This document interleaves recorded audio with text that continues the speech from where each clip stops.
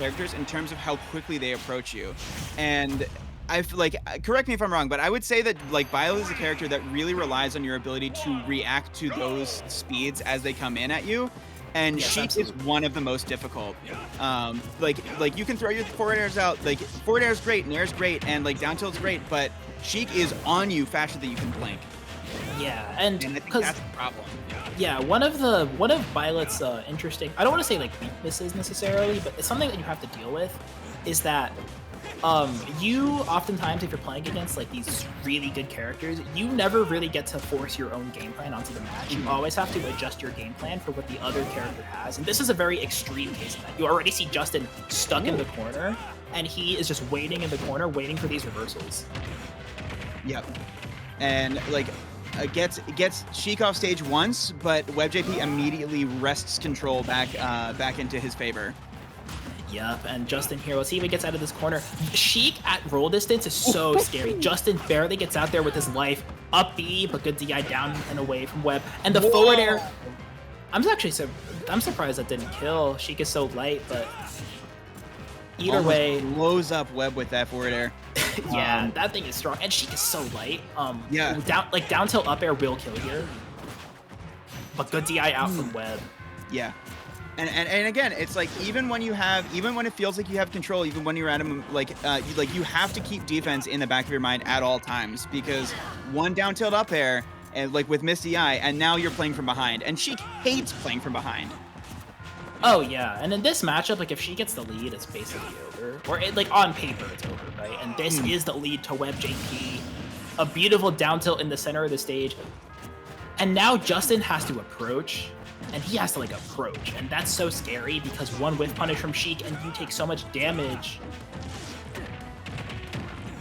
God, that dash is so low. Oh like it goes my. under everything. Yup. And we're seeing it now. Webb, let's see if we get an edge guard here. No, Webb goes for it all. Let's see if Justin. Okay, great F tilt.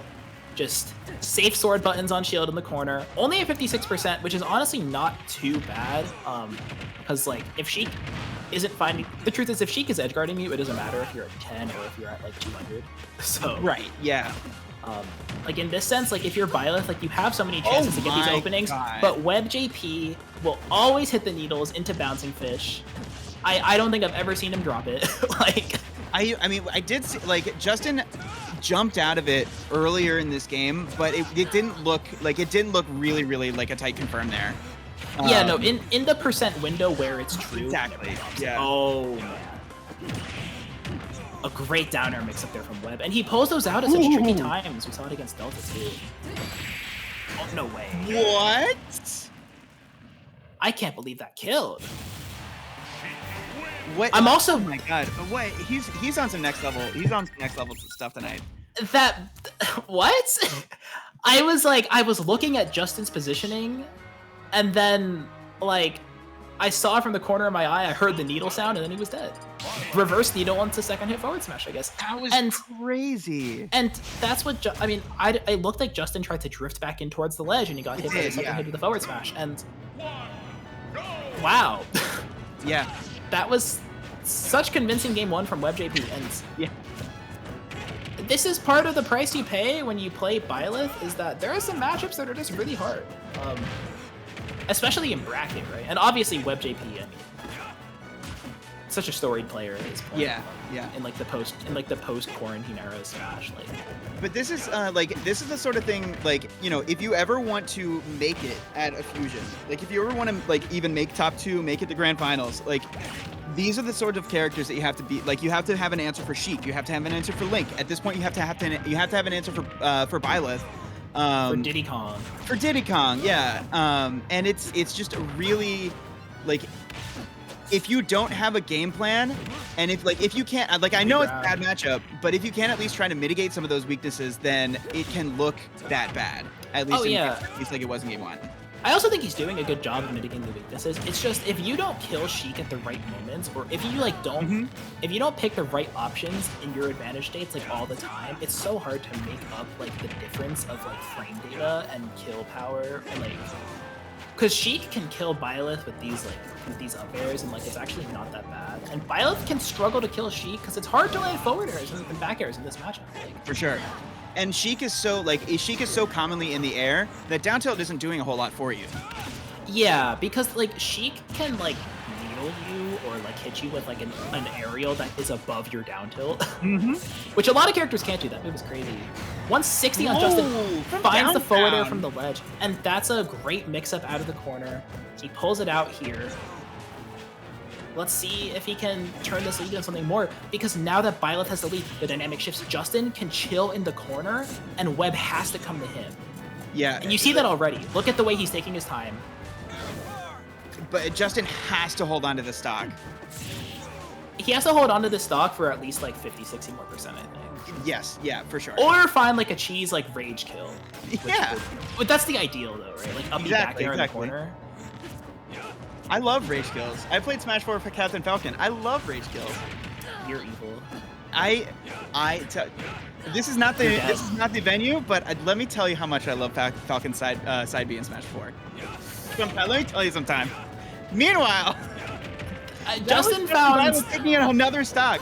The spear in Smash 4 Captain Falcon is alive today. Yeah. Oh no way. Oh my god!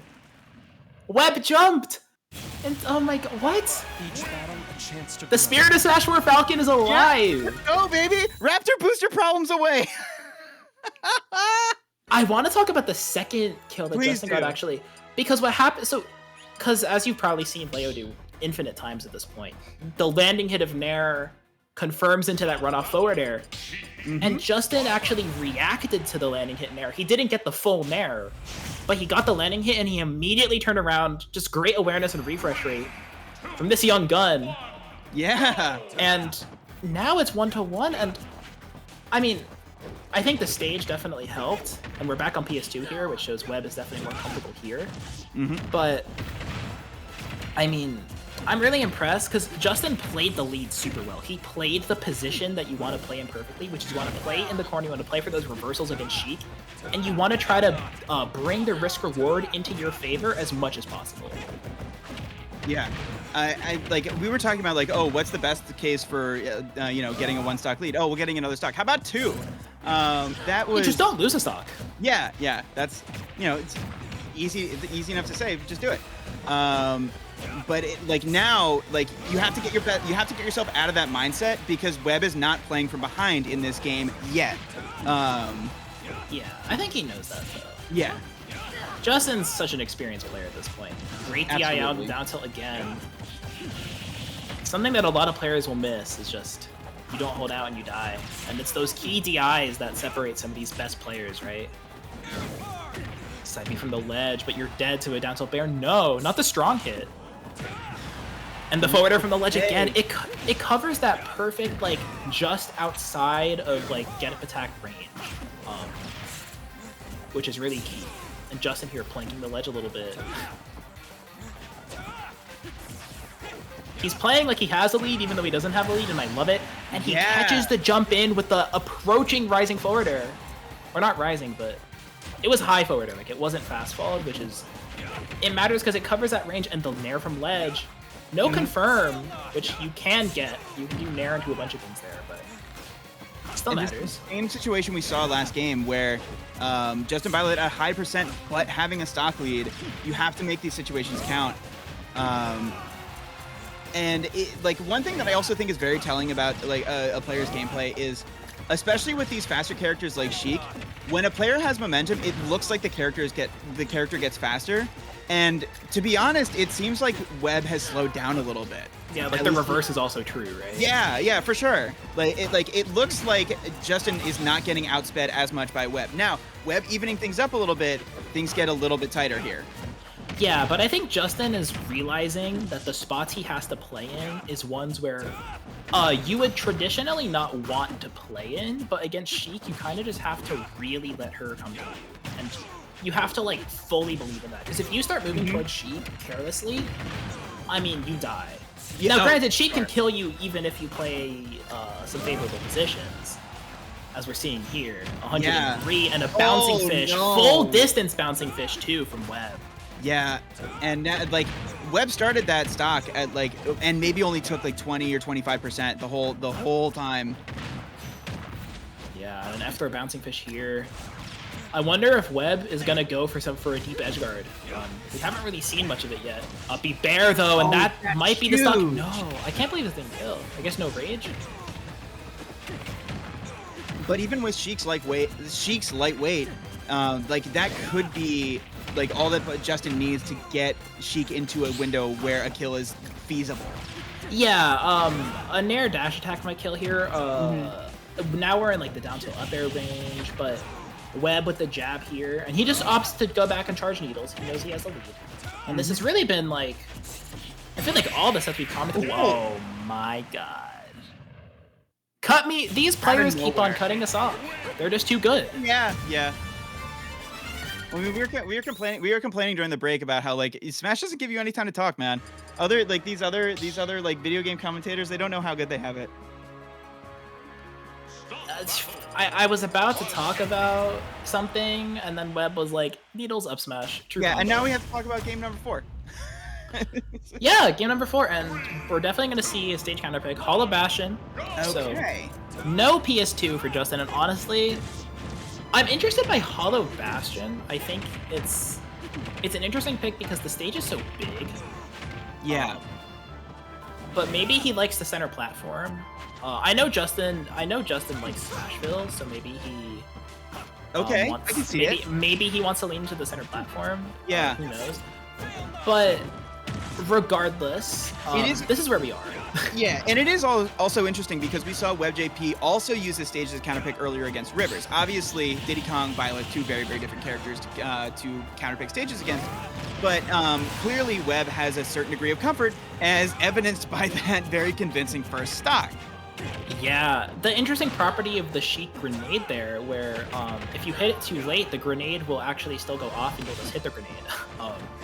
Yeah, and Justin experiencing that in real time, and now this is such a brutal position to play from.